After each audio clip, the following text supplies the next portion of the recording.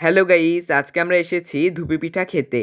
আর আজকের লোকেশন হলো নওগাঁর কালীতলা, মানে বুড়ামা কালীর মন্দিরের একদম ঠিক পাশে।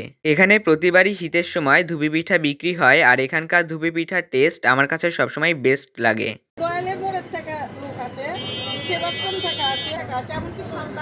পিসির জন্যও একটা নিয়ে যাবো। আমার কাছে কিন্তু এখানকার ধুপি পিঠা সবসময় খুবই ভালো লাগে। একটা বাটির ভেতর চালের গুঁড়া দিয়ে তারপর নারকেল ও গুড় দেওয়া হবে। আমাদের আবার শ্বশুর বাড়ির বানানো নাই এই পিঠা, বুঝছেন?